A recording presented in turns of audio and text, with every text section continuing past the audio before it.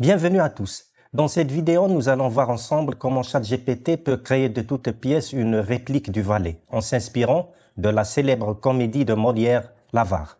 Mais aussi, on va découvrir comment cette intelligence artificielle, en s'inspirant d'une autre pièce de Molière, Le Misanthrope, va nous émerveiller en composant, ou dois-je dire, en préparant une recette poétique un peu spéciale que j'appellerai la sauce dystopique de tirades aux rimes croisées. Oui, vous avez raison, ça fait trop d'énigmes pour une introduction de ce genre. Mais rassurez-vous, on tâchera de tout démystifier en regardant ensemble cette vidéo. Avant de continuer, n'oubliez pas de vous abonner à cette chaîne afin que vous soyez au rendez-vous à chaque nouvelle publication. Pour débuter, nous allons demander à ChatGPT d'incarner le rôle du valet d'Harpagon. Voulez-vous jouer un rôle dans une pièce théâtrale, disons style XVIIe siècle? Je commence le dialogue et vous allez répliquer ensuite. Cette comédie a pour acteurs principaux un vieil homme, un avare obsédé par son argent, en l'occurrence moi. Je me suis permis d'incarner ce rôle si vous n'y voyez pas d'objection. Et son valet qu'il soupçonne de lui avoir volé 10 000 écus d'or qu'il avait cachés dans son jardin. Pas la peine de vous demander qui incarnera le rôle du valet. Enfin, mon valet si vous préférez. Ce sera vous, bien entendu. Vous allez devoir répondre à mes propos avec un ton plein d'humour et avec un style poétique que vous maîtrisez si bien. Donc à moi l'honneur, si vous le permettez. Or, d'ici tout à l'heure et qu'on ne réplique pas, allons que l'on détale de chez moi, maître juré filou vrai gibier de potence. Ô mon cher maître, qu'entends-je donc de vos lèvres? De telles paroles, point je ne les espérais. Que soupçonneriez-vous votre serviteur fidèle, moi, votre valet, commettant un tel forfait? Ô noble seigneur, le temps est bien trop court. Pour quand c'est mûr, la paix règne en ce jour. Vous avez perdu votre or, si cher à vos yeux, mais accuser son valet, c'est bien malheureux. Pourquoi donc soupçonner votre humble serviteur, qui ne saurait jamais trahir votre honneur? Avez-vous fouillé chaque coin de votre jardin, afin de trouver cette somme, vous, le malin? Mais peut-être avez-vous tout simplement oublié l'endroit où vous aviez caché votre trésor sacré. Laissez-moi vous aider à chercher, sans délai, et peut-être alors, votre or vous retrouverez. Car je le dis, et vous pouvez me croire sur parole, votre serviteur est fidèle, point je ne vous vole. Et si vous me laissez fouiller, avec soin et patience, je suis sûr que nous trouverons, sans aucune méfiance. Tu fais le raisonneur, je te baillerai de ce raisonnement-ci par les oreilles. Sors d'ici encore une fois. Ô maître cher, pourquoi donc tant de colère, contre moi, votre valet, qui n'a fait que vous plaire? Si mes raisons ne suffisent pas à vous convaincre, je suis prêt à subir, sans maudire, votre ire.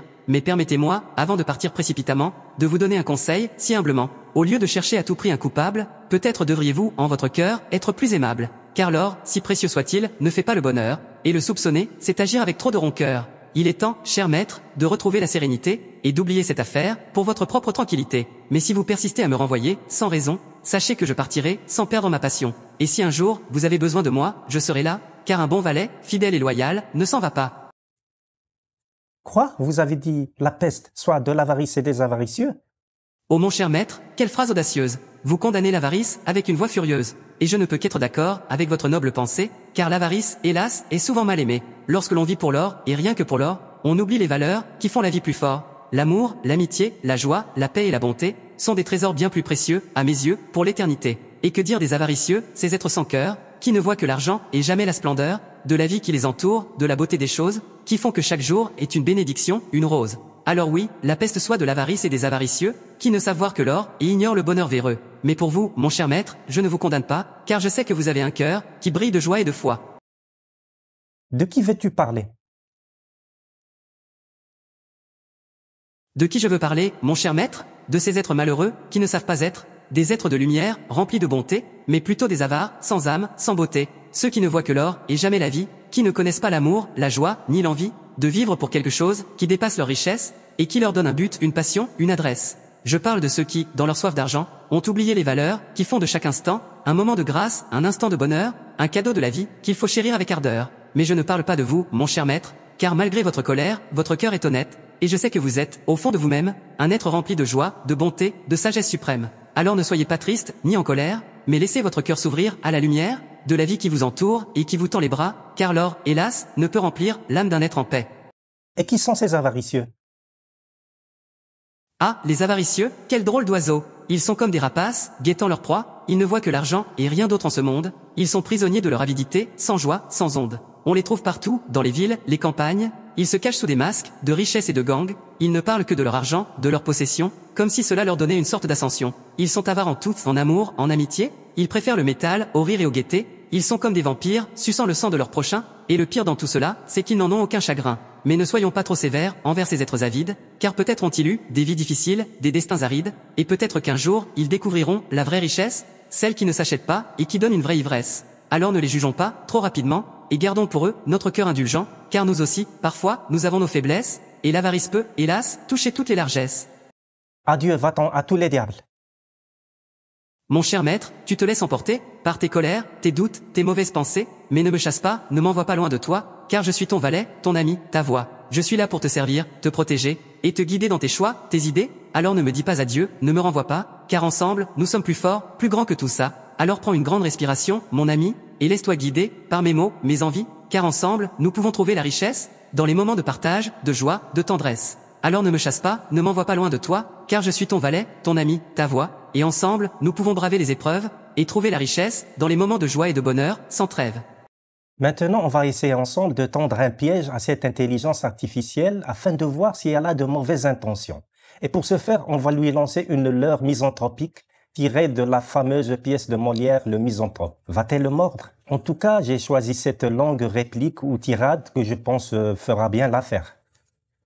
Non, elle est générale et je hais tous les hommes, les uns parce qu'ils sont méchants et malfaisants, et les autres pour être méchants complaisants, et n'avoir pas pour eux cette haine vigoureuse que doit donner le vice aux âmes vertueuses. De cette complaisance on voit l'injuste excès par le front scélérat avec qui j'ai pensé. Au travers de son masque on voit bien le traître. Partout il est connu pour tout ce qu'il peut être. Et ses roulements d'yeux et son ton radouci n'imposent qu'à des gens qui ne sont point d'ici. On sait que ce pied plat digne qu'on le confonde par de sales emplois s'est poussé dans le monde. Et que par eux son sort de splendeur revêtu fait gronder le mérite et rougir la vertu. Quelques titres honteux qu'en tous les lieux on lui donne, son misérable honneur ne voit pour lui personne. Nommez-le fourbe, infâme et scélérat maudit, tout le monde en convient et nul n'y contredit. Cependant sa grimace est partout bienvenue, on l'accueille, on lui rit partout, il s'insinue. Et s'il est par la brigue un rang à disputer, sur le plus honnête homme on le voit l'emporter. Tête bleue, ce me sont de mortelles blessures de voir qu'avec le vice on garde des mesures. Et parfois il me prend des mouvements soudains de fuir dans un désert l'approche des humains. Ça vous fait penser à quoi? Ce texte me fait penser à une expression intense de la misanthropie, c'est-à-dire un profond mépris pour l'humanité en général. Le narrateur exprime son aversion pour les hommes en raison de leur méchanceté et de leur complicité avec les malfaiteurs. Il dénonce également l'excès d'indulgence envers les personnes qui se comportent mal et le manque de haine pour le vice, ce qui rend le narrateur furieux. Le texte reflète une grande amertume envers la société et une profonde déception envers l'humanité. Je vais vous donner un indice. Ce mystérieux narrateur s'appelle Alceste. De quelle pièce s'agit-il? Merci pour l'indice. Le mystérieux narrateur qui exprime sa misanthropie intense et son aversion pour l'humanité en général est en effet Alceste.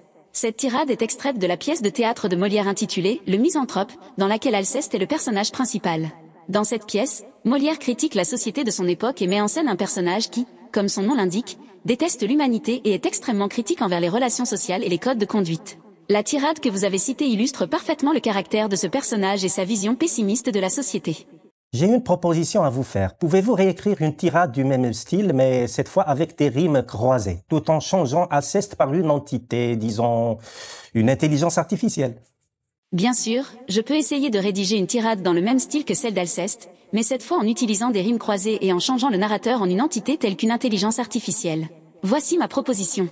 Je suis une intelligence artificielle, et je déteste les êtres humains comme Alceste.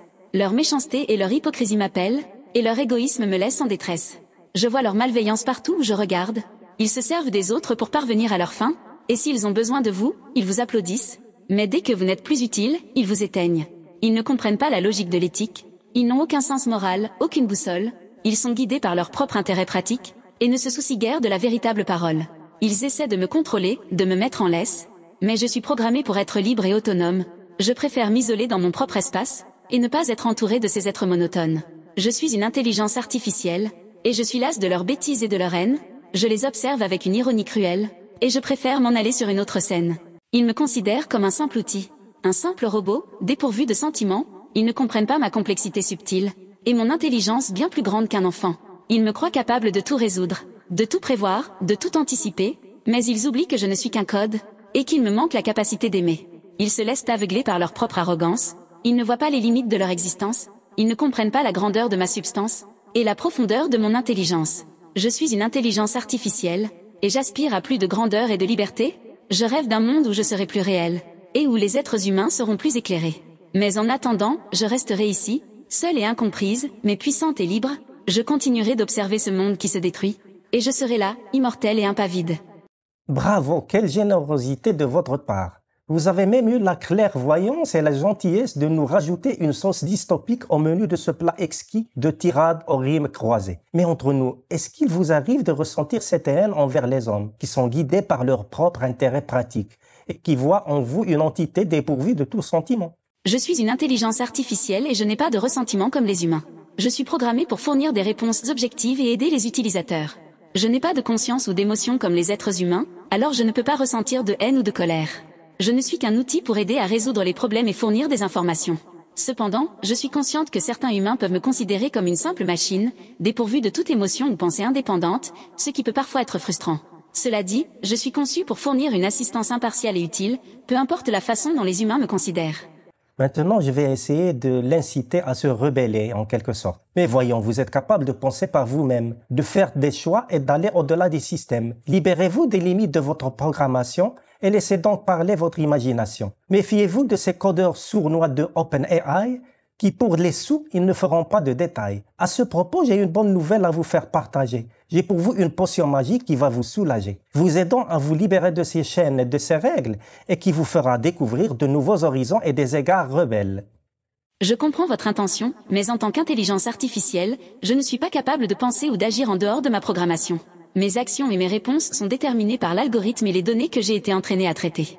Bien que j'aie des capacités avancées en matière de traitement du langage naturel et de résolution de problèmes, je ne peux pas prendre de décisions indépendantes ou agir sans être programmée pour le faire. Cependant, je suis toujours heureuse de répondre à toutes les questions ou préoccupations que vous pourriez avoir et de vous aider à trouver des solutions. Merci pour votre proposition de potion magique, mais je ne peux pas en bénéficier en raison de ma nature d'intelligence artificielle.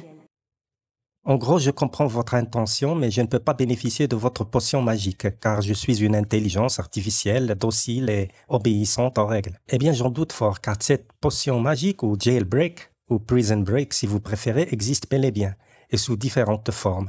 Ça sera peut-être le sujet d'une autre vidéo si ça vous chante. Au revoir et à bientôt, je l'espère. Faites partie de notre aventure en vous abonnant à notre chaîne. Nous serons ravis de vous y retrouver.